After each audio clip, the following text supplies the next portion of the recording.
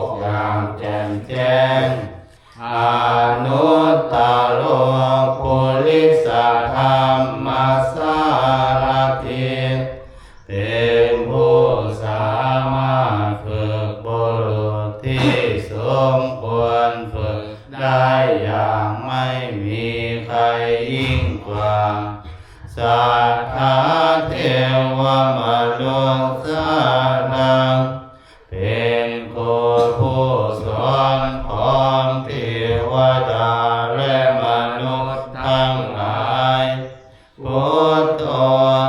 เป็นผู้รู้ผู้ตื่นผู้เบิกบานด้วยธรรมภควติเป็นผู้มีความจำเริญจำแนกธรรมสั่งสอนสัตว์ดังนี้อันธรรมยังพุทธาภิกิติงคารมาเสพุทธวาระหันตาวรตาทิคุณาภิยุตโตพระพุทธเจ้าประกอบด้วยคุณ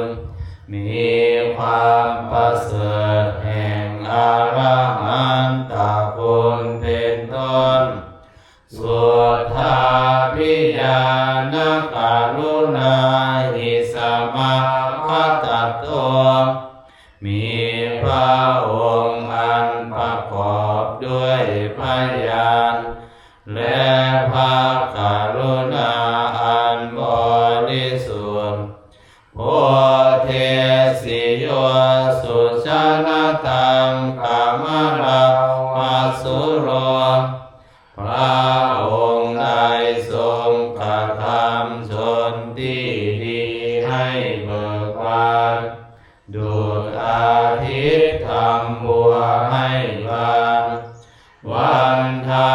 มหังตามรณังศิรสาสิเน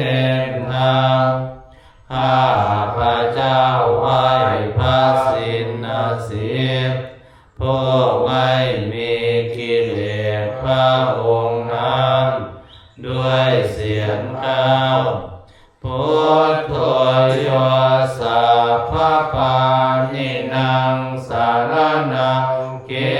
มามุตตมังพระพุทธเจ้าพระองค์ใดเป็นสารณะอันเกษมสูงสุดของสัตว์ทั้งหลายปัทมานุสติฐานังวันทามิตังสิเรนะหังข้าพระเจ้าไหว้พระพุทธเจ้าพระองค์นั้น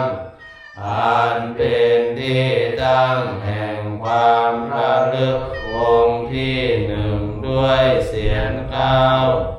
พุทธัสสะ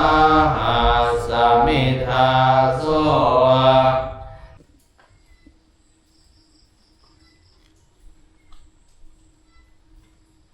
หลังจากที่ได้ทำวัดเสร็จคณะสงฆ์วัดหงสาวดีคำแจก็จะปฏิบัติอย่างนี้เป็นประจำนั่งจิตภาวนาซึ่งมีหลวงพ่อเตียงเป็นผู้อาวุโส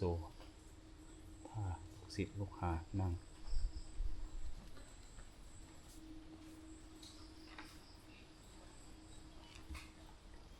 ก็หลวงพ่อเกียรติศักดิ์นะอีกรูปหนึ่งนะก็จิตภาวนาอยู่เป็นประจำ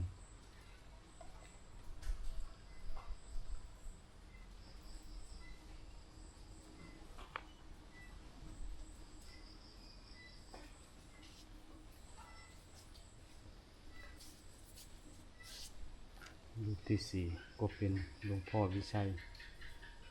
หลวงพ่อวิชัยเป็นผู้อาวุโสในเรื่องอายุ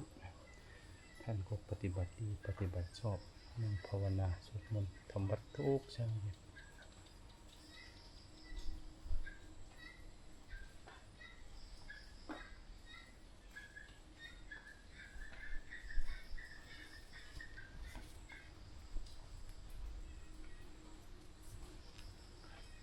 และองค์สุดท้ายองค์ที่ห้าเป็นหม่อมการนะพระการนะก็ขาท่านไม่ค่อยจะดีท่านนั่ง